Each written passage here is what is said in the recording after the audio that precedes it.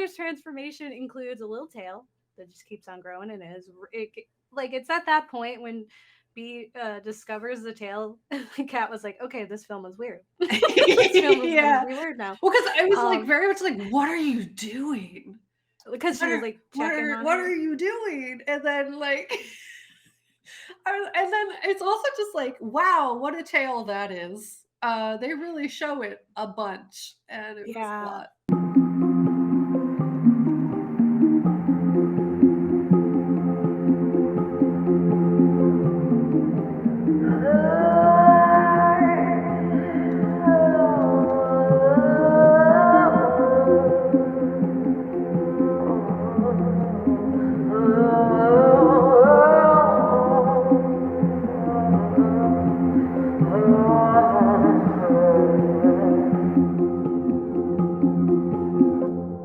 Hi, I'm Kat, And I'm Gabe, and and we're we're the Ghouls next next door. door. Talking about spooky stuff.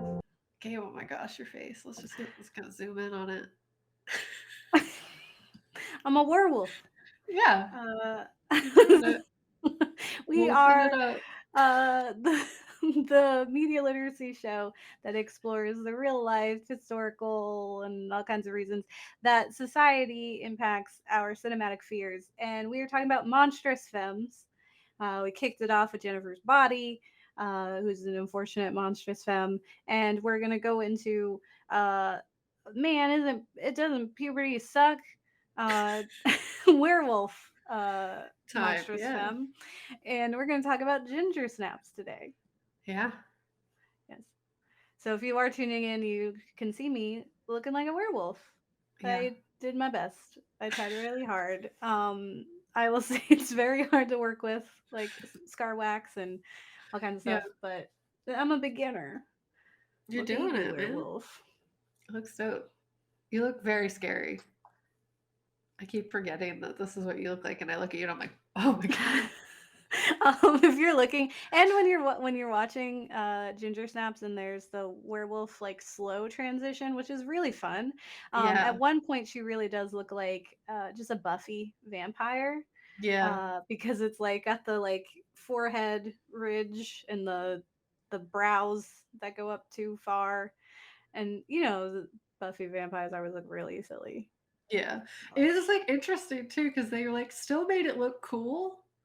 Which it's like I feel like anything else, like it looks weird, like but they still made it look like cool, like with the whole lead into. I don't know. It's like stressful, but also And then like they do like the jump, they like, and they like jump up, and it's clearly on wires and stuff. Yeah, oh yeah, yeah, what a good time! And there's some really fun effects in this film, yeah, and I found a lot of similarities, and I'm sure we're gonna find a lot of similarities just throughout this exploration of like women being monstrosized or like femme characters being monstrosized.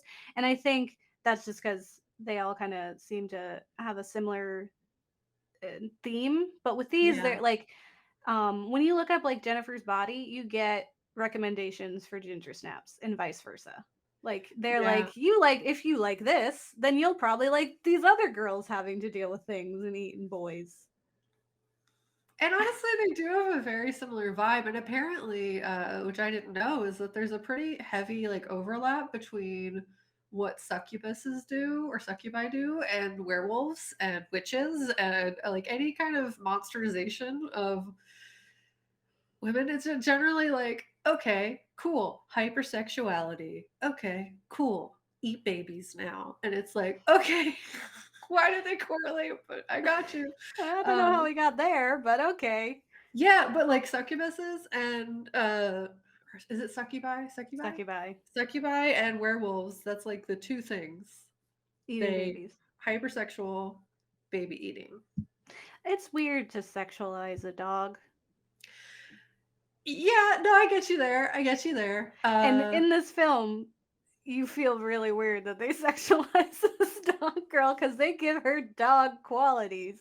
She her transformation is very dog forward, and you're like, why do people think this is hot? This is a furries problem. exist, Gabe. That's true. And yeah, I still Same stance. What are you Yeah. doing? I don't Don't. know, like Legoshi, right? Isn't that a whole thing? Yeah. People find Legoshi. them Yeah. hot. I don't. I can't. I can't. I can't. I can't. Yeah, but Okay, all I'm we'll. saying is pansexuality is the admittance that personality is forward. You know, I'm just saying, like, if you can love a cartoon character, the Yeah, but adjacent. dogs have Okay, I'm not like talking about the like an anatomy. You know actual what I'm dog saying? game. I'm talking about like Yeah, but that's the whole thing. You like a know. human, yes, But I'm but saying like with dog Legacy qualities. has a dog penis. So that's gonna be a problem for everyone involved. I just want you to I'm know. just saying, like personality wise, though, like you have the personality. You don't get it from that angle. No. It's fine. I'm not going to make you say that Okay, you're you getting weird. understand it on TV. Thank you. You're welcome. Thank you. Allow me to hold some of my respect on the television. I mean, I'm notorious for being in some weird stuff. Yeah. Not furries. Can't. That's where the line is, and it's honestly surprising I have one. So, moving forward, we're going to talk about the sexualization of I'm young so women. sorry. Ah! Oh my god. Oh my god, I'm really scary. I'm like Angel. Buffy. That's really good. My soul. I am the only vampire with a soul. That's me. Where's Charisma Carpenter? I need a sassy sidekick for my detective agency. Oh, You remember that? The no, Angel spinoff? He was a detective. It was great. that is It's fun. better than Buffy, honestly.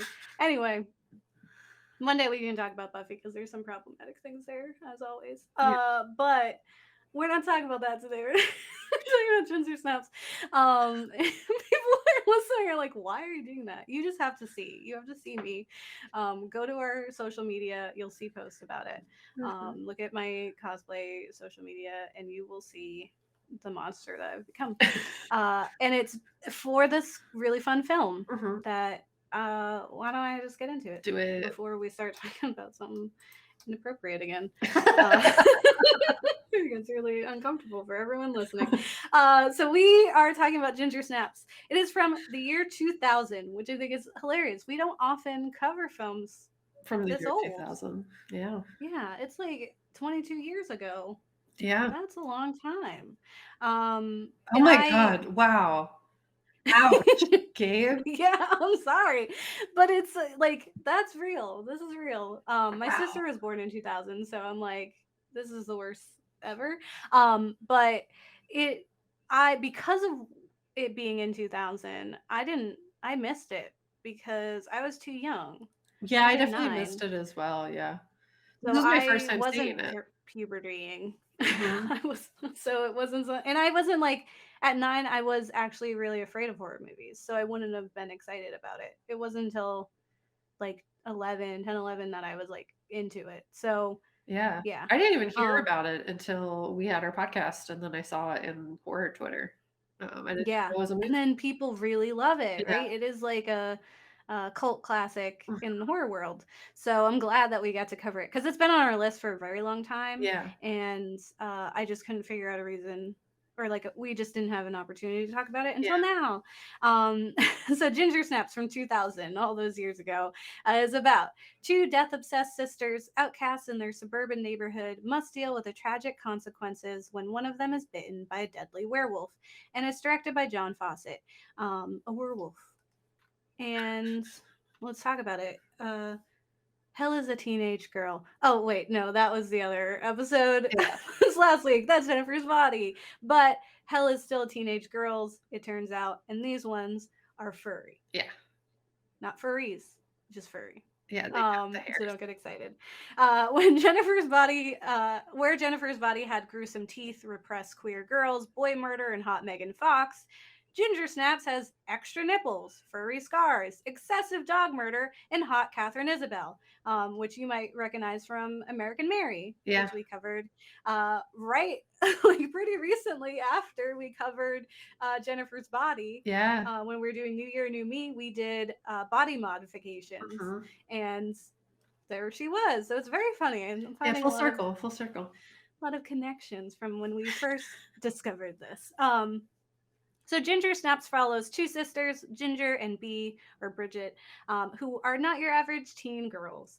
They're edgy and emo, and they have a signed suicide pact and are absolutely over everything. God, no one understands them. Yeah. And but like in the ways that like as a young person you're like exactly. Yeah. And the movie starts by showing us just how much of an outsider our protagonists are. They're not interested in boys or drugs or even becoming women, because we find out that both Ginger and Bee have yet to have gotten their period despite being in high school. um, Bee is 15 Yeah. and Ginger is 16. So they're pretty close, and that's pretty old to not have your period. Yeah. And I was like scared. I was like, are they okay? But they're also obsessed with death, having gone so far as to pose in a multitude of suicide photos for a class project, which greatly upset their instructor and also just annoyed all of their fellow students. But then Ginger abruptly gets her period, and it's here that things start to change for the sisters, because you're becoming somebody new. Yeah. She is maturing, and so she's leaving her sister behind. But it's more than that, because this is a horror movie Yeah. about werewolves. So it really seems like a typical angsty teenage girl film, if not for the excessive dog murders. Because So much dog murder. Yes. there really is. It's if you are worried about that, like it's not like it's still like silly gore. Like it Yeah. doesn't seem that like realistic, but if dog murder upsets you, you don't need to watch this. Yeah, you probably won't Um like it. so it turns out that all throughout their small, humble suburban town, neighbors' pets have been found grotesquely torn apart. And so they think some kind of animal is getting to them. And from that, these girls have a plan for revenge where they're going to stage the death of their nemesis's dog. Yeah. Nemesis dog. And on their way to cover the dog with corn syrup and red dye number 9, they find the dog already dead, and his body is still warm. It is then that Ginger is attacked by a creature we learn later is a werewolf. She's brutally mauled in the woods and then lacklusterly saved by her sister. It was like the most like it's like a piece of like wood from like a tree, and she's like, get off of her. Yeah. I was like, I was texting Kat, like, if you were being attacked by a wolf, I would be a little harder about it. Yeah. Like, get off. But she's like, no, stop. Ginger, no.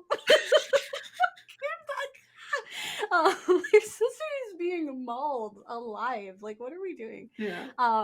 Like, do nothing or do, Yeah. like commit to one of these. To one of the sides. Tone in the middle here. Ginger is shook, but quickly finds that she's okay. Yeah. Actually, at first she's just like, oh man, like I'm messed up right now. Yeah. And then she's just healing. And in the wounds that she had afflicted from the wolf, there's hair growing in strange places. At one point, she says to her sister, "I can't have hair on my tits, B. That's effed." And I was like, another really amazing line from like a teen gore slasher. I can't have hair on my tits. Love it. I was like, I feel that. Ghouls have actually covered werewolves before. In fact, we covered them right after we covered Jennifer's body the last time. Yeah. However, it wasn't us. We actually invited two close friends and now partners to host that episode, as it was titled Monstrous Men. Yeah. And we didn't feel like we wanted to talk about men puberty because we didn't go through it. So luckily, we'll talk about lady puberty because we did. Yeah. The werewolf has most often been a character symbolizing puberty, and our lovely alternate hosts went through that pretty thoroughly in discussing like the ways in which it's very obvious about puberty in all the different ways. Like teen wolf, or I was American wolf. I don't even know. Wolf I don't watch a lot of wolf. Yeah, I don't watch a lot of wolf content besides Being Human and Underworld. Yeah. I think I that's haven't all watched wolves. either of those. So. Twilight, I guess. Yeah. but we won't talk about those wolves. We I won't do have do a that. lot of glitter on me. Yeah. But it's Yes. not that. It's not Twilight. Yeah. Although I was a team Jacob, so just for fun. That's good. Um, uh, this film is definitely still the like werewolf equals puberty kind of comparison for sure. In that your body is going through changes. Yeah. Hair is growing in weird places, emotions and impulses that you can't control, and more. Puberty is honestly just the worst. Yeah. And with ginger snaps, we have the added bonus of this transportation being transformation being about a girl's puberty experience specifically because we have extra struggle. Men have nighttime and they get wet Succubus dreams and they visits. Yeah. they have succubus instances and they get hard in the middle of the day and they're like, I don't know why my body is just this way, the pants are too tight. Ladies have this whole issue that just never goes away until You die. until we're old and then we're like, okay, cool. So when Ginger begins bleeding in a very alarming way, it's brushed off as heavy flow. Yeah. They're like, oh, like some people just have that. Don't worry about it. The full moon, well, it's called moon sickness, hun. Brush it off. B mentions even in the beginning how Ginger may have been attacked by a bear because of her period, saying the scent attracted them. And didn't they used to like send women away off into the woods during their monthlies because they were like, we need to protect the You say everybody used else. to, but that's like a thing that does still happen. Like not here necessarily, But but they like send women away. yeah, I don't have specific examples, but I know that it does exist like with certain religious things. Like you go away. I mean, you don't like leave the town, but like you hide, like you are not out and about. Um, you're like the bleeding one, go away, You go know, forth. like I get it, but also like you could send me away during that time. Like I don't want to talk to people. I don't want to hang out with them, so I'm down. I'm down to be somewhere else for a whole week by myself. I get my own little cabin in the woods, hanging out with the bears. Heck yeah. I'm here for it. I'm here. Yeah. Ginger's transformation includes a little tail that just keeps on growing, and it's at that point when B discovers the tail. The cat was like, "Okay, this film is weird. This film is gonna Yeah. be weird now." Well, because I was like Um, very much like, what are you doing? because she was like checking on What her. are you doing? And then like and then it's also just like, wow, what a tale that is. They really show it a bunch, and it was a Yeah, lot. as it's like growing. It reminded me. I think it's.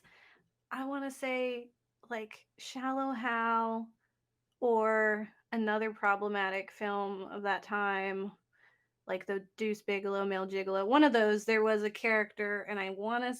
I'm not gonna say who I think it is because I don't remember, and someone's gonna yell at me. But there was a character who had like a tail, Yeah.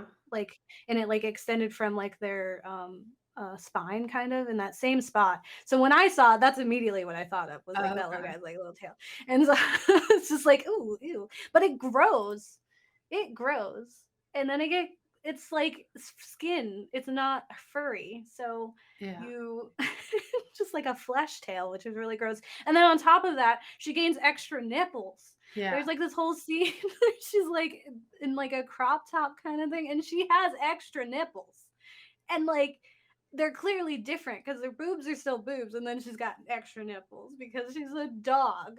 And then she eventually becomes an extra from Buffy the Vampire Slayer visually.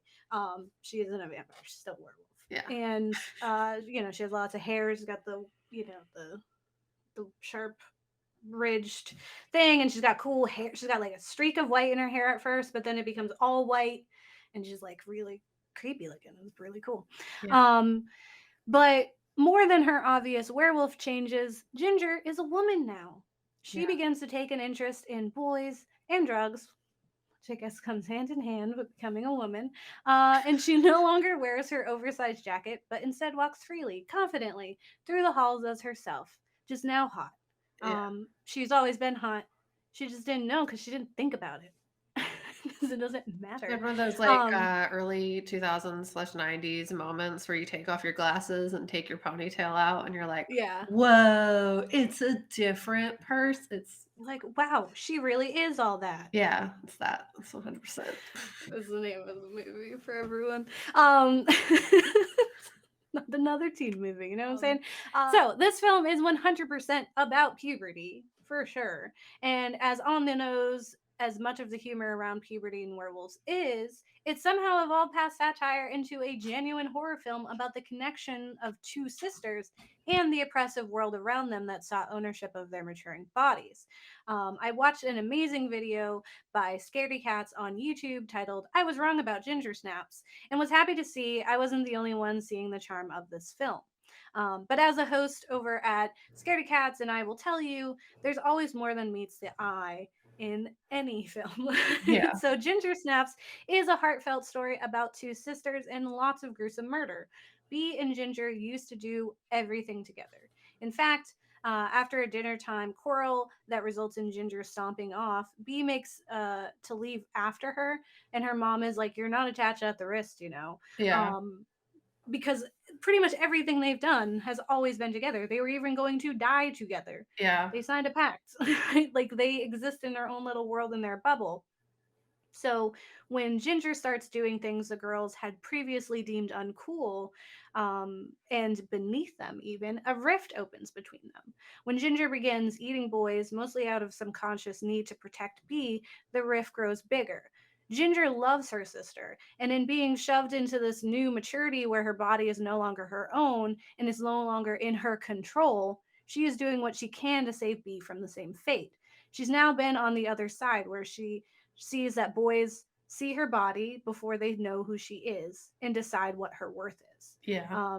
She is wary of all men, assuming that they mean to rob B of her purity and innocence. Yeah. And like Jennifer and Jennifer's body, her body has been stolen from her and transformed into something monstrous. Her confidence and sexuality are an evil tool. All these two girls have ever had was each other, and though it's not exactly the healthiest relationship, remember the suicide pact and the Yeah. fact that they just like it's really toxic like codependency.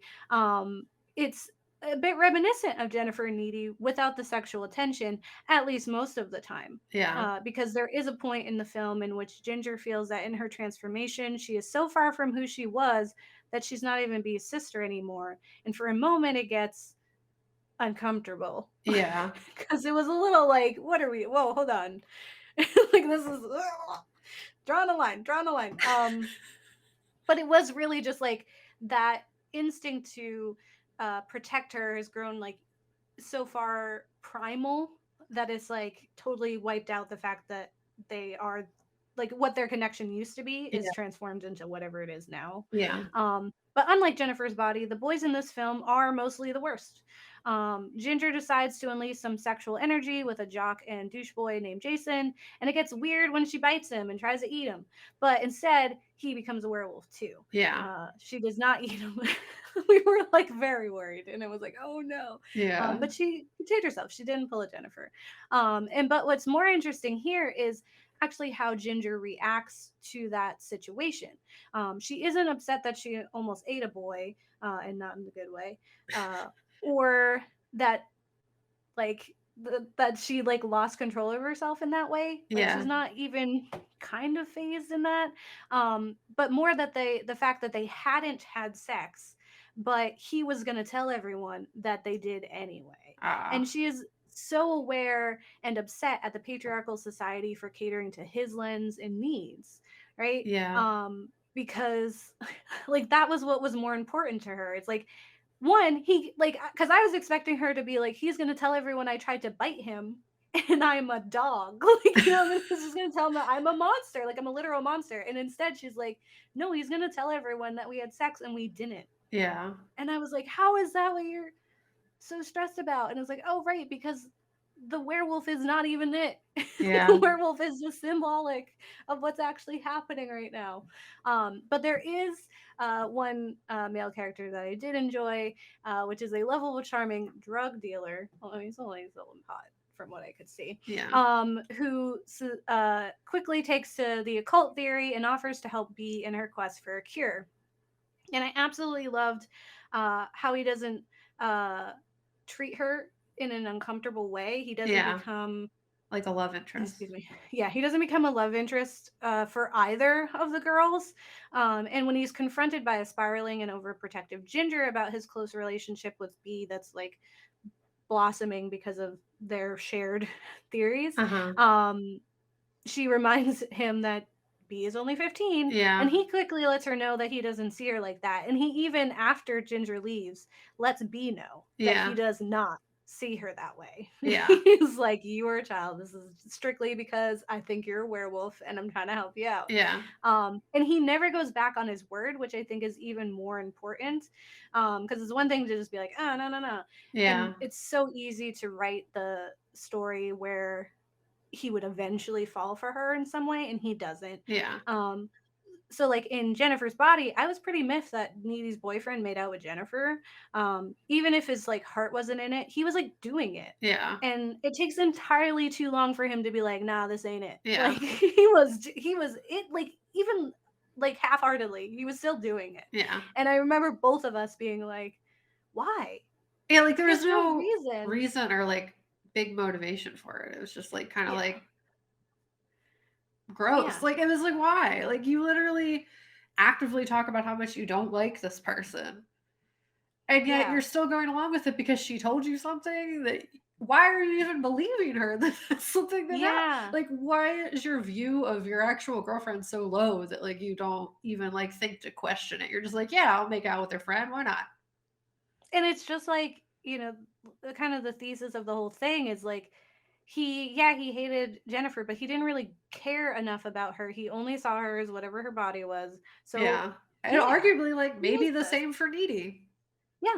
Oh, absolutely the Yeah. same for me. So everyone only justice for Jennifer. Yeah. Um forever. But when in Ginger Snaps, actually, there's a scene where Ginger throws herself at Sam. And it's like some attempt to use whatever she has to regain some semblance of control.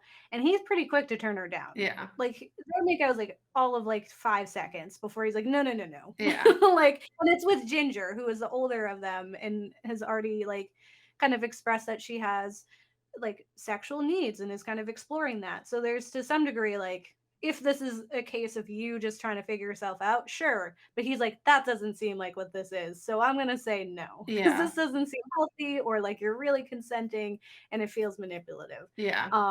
Which was so wonderful. He was a great character. And I never thought, like, one, I didn't think I would like a boy in this film.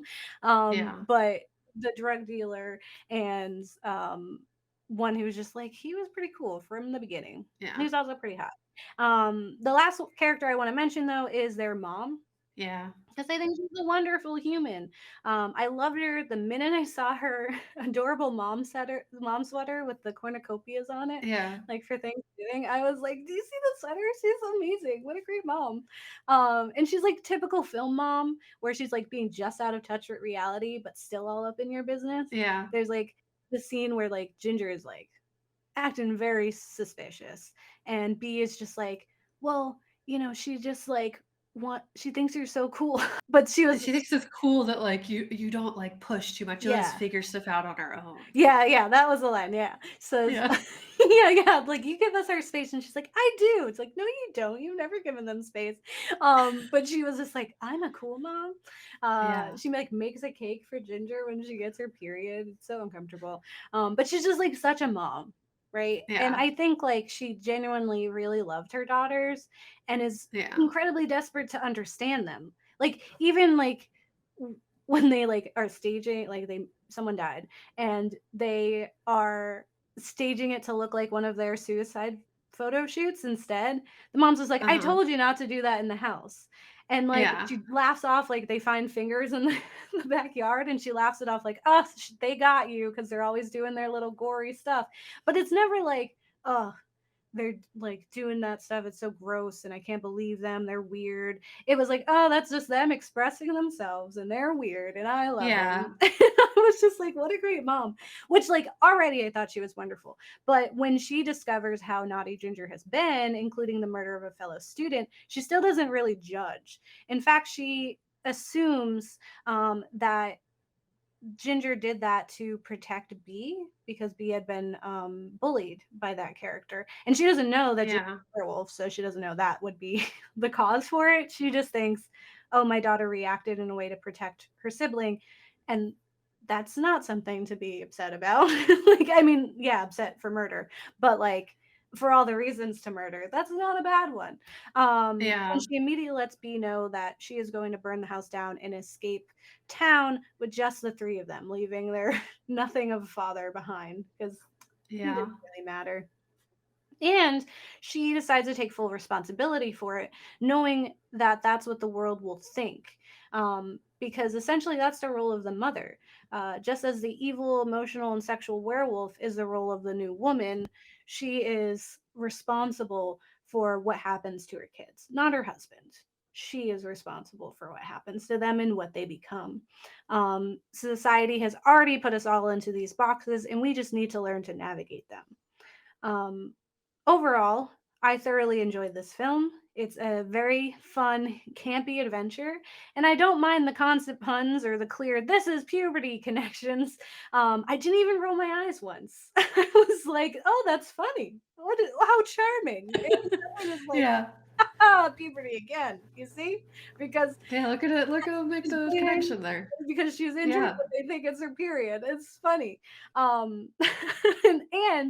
To be honest, I am a sucker for any late 90s, early 2000s girl boss films. I'm looking at you, Jawbreaker and Sugar and Spice. So I knew I would be hooked when I saw the trailer for it. I was like, this is gonna be fun. Yeah. It's also just a genuinely good horror film, especially like a camp cult kind of take. The effects are very silly and fun. And there's also great suspense that ends in relief or pain. Like, it goes on. It's a movie that keeps going. And you're like, is it done yet? And then something else happens. And you're like, what am I supposed Yeah. to feel? The full werewolf transformation was really great. I was like crying tears of laughter. There's like, because it's this whole like wolf like puppet thing, and it does this really silly jump. And the Yeah. scaredy cats people noticed it too. And if you watch their video, they have the little clip of the jump because I lost it when I saw that. I was like, oh no. And I'm like, I love when there's like really goofy like props in a horror movie. And when I saw Yeah. that, it gave me a new career goal, which is that one day I want to star in a horror film that finds me as some terrible creature puppet for the last 20 minutes, just so I can point at that and go, that's me. Just like a weird puppet thing, like, oh, there's me. I was the Look at weird me do puppet. it. And like, Yeah. I'm not voice acting it. I'm not like controlling this puppet. It's just that in the world of that film, that puppet is me, and that's what I Yeah. want. So that's second goal to not being a final girl and just being killed really inventively. Like, I want a Oh. really crazy death that's like, what? Her head popped off or something? That would be cool. Yeah. That's I all. didn't know these were goals of yours. That's Yeah, interesting. I've always wanted that. I just want to like Samuel L. Jackson getting eaten by the Oh my shark gosh. in Deep What a Blue Sea. scene. Would love Yeah. that. In You have to the be giving like a really inspiring speech though before it if I happens. did that, yeah. Well, no, even like literally any of the real like Final Destination. Give me one of the really crazy deaths. I Oh want my to do god. I that. still have like Cut me in half. visceral fear around the staple gun one. Yeah. It still haunts me. I like fear staple guns now. Or not staple guns, nail guns. I was Nail like, guns. why That's not how they why do we work. need to pressurize nails? Why They don't work like that. You can't actually do that. just go right through It's the only when death is coming at you, and Tony Todd's like, "Well, It's so so, stressed yeah." though. I don't care if it's not real. It's terrifying to me. Um Yeah, I don't know, man. This film is a really fun time though, and I love the mom. I agree. I feel like she is an example of what domesticity does to like powerful ladies, and then Yeah, like the way in which she's like, "All right, we'll burn the house down, leave your dad, whatever." Like, cause like I just It thought, was really, like, one, I surprising. hope to never have that relationship, like, specifically, like, I wanna love the Yeah. person I'm with, but also, like, I totally was like, "Hell yeah, this is 100%, this is the best mom. She 100% should be doing this," and, like, yeah, like, that's a whole thing, like, society will blame women no matter what, like, the mom will be the reason for this happening, it's not, like, this way in which ladies in general get scapegoated for various things, and, like, her recognition of that, I thought was, Yeah. like, really Or telling even and really just, like, effective. in parenting, right? It's just like men do the Yeah. bare minimum, they're like, "What a great dad," and then a woman, like, takes a break, and you're like, Weaponized "No." incompetence. Yeah. Yeah. Alright, well, I'm gonna say stuff. I can't wait. So, what I can't wait for you to say Oh, stuff. thanks, man. Thanks. So basically, the history of werewolves is very interesting, but there's like a lot less information specifically about like she wolves or like female werewolves. So the she wolf has a fascinating history that differs from many of the man turns wolf stories that exist as various points of lore throughout history. There are a lot of theories on why werewolf lore is so prevalent in mythology and historic writing. And it's possible that this stems from the fact that wolves and humanity have existed as competitors for hunting for most of humanity's existence. Hmm. There's also a lot of correlation between the coming of age and puberty that aligns with werewolf lore, but I found a lot of really interesting information. So there's apparently a persecution of the possible werewolf transformation that seems to have a pretty like very stressful history, and this is something I never heard of, so I was honestly really surprised when I read it, but we'll get to that after I define what a werewolf is. In an article on history.com titled History of Werewolves Legend, defined the werewolf as a mythological animal and the subject of many stories throughout the world, and more than a few nightmares. Werewolves are, according to some legends, people who morph into vicious, powerful wolves. Others are a mutant combination of human and wolf, but all are bloodthirsty beasts who cannot control their lust for killing people and animals. Many werewolf sightings and historical accounts were generally associated with serial killers, apparently, which is interesting, and more specifically, instances in which children were murdered and eaten by someone. This differs from accounts within mythology and lore, as that largely seems to correlate with hypersexuality, hair growth, and existing outside the gender or domestic norms of the time. One thing that I discovered that stood out for me, though, was the existence of werewolf trials. Apparently, there were werewolf trials much like that of the Salem witch trials that took place about 200 years before in Europe. So, in an article on history.com again, titled Before America Had Witch Trials, Europe Had Werewolf Trials by Melinda Beck, some 200 years before the witch trials in Salem, Massachusetts, courts in Europe were convicting men and some women of transforming into werewolves and mutilating and eating children. The Sure. punishments were sometimes as gruesome as the alleged crimes. In Germany in 1589, executioners strapped accused werewolf Peter Stump to a Mhm. cartwheel, removed his skin with hot pitchers, and chopped his head off before burning his body at the stake. Stump's head, attached to a wooden pole carved into the likeness of a werewolf, was later displayed as a warning to others who attempted to consort with the devil. I know the Um, Peter Stump story, actually. yeah. Yeah, I heard that one. Apparently, the article goes on to explain that the lore associated with werewolves largely overlapped with the general fears of occultism, interactions with the devil, and interactions with hallucinogenic plants, salves, and other methods of altering one's mental state. The result Bath essentially, salts. yes, I guess, I don't know, whatever the equivalent of bath salts was for the 1500s. But the results were individuals conducting horrific acts of violence, murder, and other bloodthirsty rampages. There were some medical explanations for individuals that were mistakenly perceived as werewolves throughout history that seemed a little bit more simple.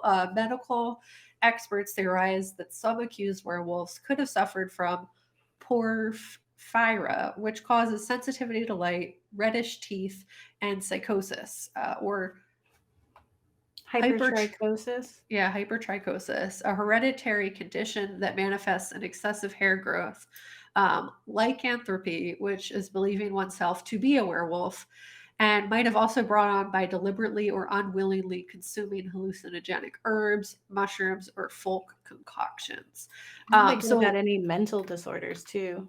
yeah, and a lot of it seemed like most of the trials started when the reason that like they'd say what happened, and it was that a person dressed all in black approached them at nighttime, handed them like a salve or like something to rub on themselves or like to Hmm. drink, And of course they um, did. and then they did it, and then afterwards like murdered a bunch of people. Sure. So like honestly, what that sounds like to me is that they were going about their day, saw someone in the woods. They were like, "Here, take this," and they were like, "Okay." And then it was like hallucinogenic or something like bath salts, essentially, and they lost their minds. Like they went Hmm. off murdering because they had injected something into their bodies that was not agreed with them. And They had a like, bad trip. yeah, a very bad trip in which children or other people were eaten or murdered. Wild. But there does seem to be some overlap between werewolves and succubi, as well as witches and other presentations of the monstrous femme creatures, in that they're all kind of represent similar things. They stem with this fear associated with rejecting like gender norms, societal norms, and sexuality norms. Uh, but both werewolves and succubi have stories of baby eating and more aggressive sexual natures, as well as like this rejection of motherhood Hmm. and like domesticity. So the embracing of sex and sexuality not as a means of procreation, but from a point of like pleasure and power. The rejection of domestic life as a whole was something consistently represented in the lore of the she wolf. I found a book that spoke to this called She Wolf, A Cultural History of Female Werewolves by Hannah Priest. And in the book, they talk about the complex history of the she wolf and many things that the she wolf has represented in terms of societal fears. They brought up a Shakira song in the book and had some really interesting things to say about it in terms of what the song represented. So the lyrics of the song are a domesticated girl, that's all you ask of me. Darling, it's no joke, it's lycanthropy. And they go on to say, like, it just thus domestication stands as a sharp contrast to lycanthropy. So the existence of lycanthropy and the embrace of the vibrant femininity is a rejection of the patriarchy in domestic life. The song continues, I've been devoting myself to you Monday to Monday, Friday to Friday, not getting enough retribution or incentives to keep me at it. Thus, lycanthropy is an alternative to the patriarchal control of both home and contemporary workplace. The video itself shows lithe, near nude, contorting flesh, both demands and threatens the male gaze. Hints of violence are offered and diffused by sexualized, vibrant femininity. And that video is like, whoa. Yeah. She does things with her body. I'm like, oh my god, I never could. I am Yeah. so inflexible. How do you get your Um, leg over there and then you're I like don't know. hugging it, I you don't know? know.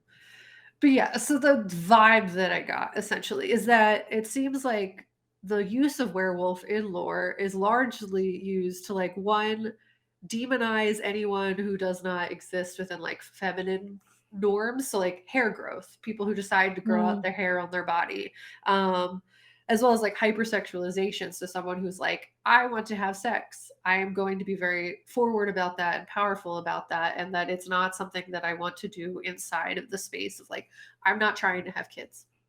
yeah. And that like the she wolf was used as like this way to demonize that, and also like kind of similar to succubuses or succubi, were used as like a method to basically demonize women who did not want to just get married and Mhm. exist in this space, and that like existed outside of traditional domestic life.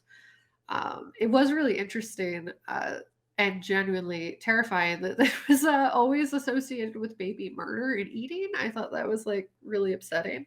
But I think, if anything, I felt like maybe that was like a really weird allegory for like, even then when they didn't understand what it was to like miscarry or like to get Mm, abortions at the time, that they could associate that with, and that was a way of demonizing that practice to like act as yeah. if it was this like werewolf like thing. Or just like the thought that if you don't want kids, then you must hate them and like are kind of evil. Like something is wrong with Yeah. you as a woman if you don't want to do that. Yeah, and it seemed like that was more the thing that was being pushed. That specifically, like, if you did not want to lose, if you wanted to have sex outside of procreation means that you were a horrible, horrible thing Mhm. that deserved to be burned at the stake, much like the witches were. Anyone who, like, kind of just didn't fit societal norms. And this translates, honestly, to, like, monster coding for like queer identity and everything else. It's just like, yeah, they're really used as monsterization for a lot of things. Words, words and thoughts, man. Yeah. Yeah. And also like thinking back to last week when we were talking about Lilith and the succubi, that also had a lot to do with like infant death as well. So It was because it's interesting. literally related to like you don't want to serve the roles of what women are supposed to do. Um Yeah. yeah. Yeah, it seemed like succubi and werewolves kind of like overlapped a lot in the lore that was there. And that like you could even argue that stories of succubi and werewolves had like similar backstories or like similar motivations. Mhm. Um, all essentially stemming from like, if you're not this kind of lady, Then you're doing it wrong. You're evil. yeah, exactly. Yeah. And I think like with this the biggest thing wasn't just like oh because like with I think with male werewolf puberty times, it's still just like it's kind of funny because it's just like, oh, we become a werewolf or our bodies are like this. And you also have like the playing around with like the alpha omega, which Yeah. has been factually disproven as existing in wolf society. But Hmm. like when you take that and you actually put it on these women, it transforms the entire story because it's more than just puberty at that point. It's actually like at a point when women go through puberty, it's not just like our bodies are changing, but it's also the way that the world looks at us is changing too. Yeah. Because now it's like, now it's appropriate for them to sexualize you. Now they can, because like now it's like, your body is saying it's ready to have children and that's like the only job that you have, so get to it. And that's like it, the loss of innocence isn't just like I'm aware of what my body can do, it's the fact that you are aware that everyone else does, like, and that's Yeah. so uncomfortable. And it like I think that's why it was really interesting, the kind of that like exploration with Ginger. Hmm. Yeah, like the realization that that is gone now. Like that their whole thing growing up was like, hey, we're cool. We don't like boys. We don't, and like honestly, the like pushing it's like I think in a lot of ways that the werewolf thing is if you're not interested in boys once you come to puberty, that's like another thing that they're like, okay, monsterize you now. You don't want to engage in this long domestic life of procreation and then death. That is a problem. But Mm-hmm. yeah, it was really interesting, like the way in which the at first when I watched the Ginger Snaps, I was like, wow, okay, they really pushed her so far in the opposite direction of what she was like trying to be. And then I think feel like similar to Jennifer's body, it's like it was no, this is what society expects. This is what society wants them to become. So they're going to become an exaggerated version of that. Mm-hmm. Um, Yeah, and being reduced to like your animalistic needs and desires is why she like reacts in the way that she does and become very overprotective of B, and like all of a sudden she's sexual now, like all those words like related to the fact that she is an animal, like she's been reduced to an animal, not just a person. and I mean, like outside of werewolf times, that's a lot of the time what women are reduced to. And it's Mm-hmm. like messed up. I wish my brain was doing a better job of having thoughts. I think you've been doing a good job. It's just like, I'm like watching you talk and I'm like, Well, fun thing is, I was actually thinking about this when we were reading. I on like Facebook, I uh get huh, like suggestions sometimes for different comics because I read a lot of manhwa. uh huh. And they had this like random, like they'll every now and again suggest like really weird, cringy like stories that are written like by teenagers or something. They're supposed to be like Like romantic, fanfics. yeah. And they they had this one where it was like clearly this girl who was like a werewolf, and Uh-huh. it was like I ended up reading because the description was actually like the first two chapters of the book, and I was just Oh. going, and it was very bad, but I was reading it anyway. I was like, okay, all right, let's. I don't I'm, like laying down on the couch, and so it was like this girl, and she had like her boyfriend since she was like really young, but then they at a certain age you turn a time and you're supposed like you then sense whoever your mate is supposed to be, and then it turned Oh, out that it okay. was her sister that was his mate. Oh, So okay. Like, yeah, you yeah, were no, just no, no, her sister is her. I was like, no, that's a no, problem. that's weird. No, like he like came over and she was like really excited to like see him, and then turned out to be your sister. So now they're getting married, and it's super awkward because he's like the lead of he's their alpha or whatever. And she has this whole thing, and it's like really dumb because like they're like her sister wears like bodycon dresses and is like super hot and stupid. And then she's like, but I'm she's Bella. And then there's like the lead wolves or whatever come, like Yeah. uh they call them lichens instead of just like Yeah, werewolves or yeah, whatever yeah. because they're like the royalty. And they came, and of course like the big king lichen or whatever ends up being her mate, and it was like stupid. Like she turned around and like saw him from across the room, like this, she hasn't even said like hello, what is your name, she doesn't know who this is, but he just like comes up and just grabs her and is just like, this is mine now. And I was like, there's so much that's here that's a problem.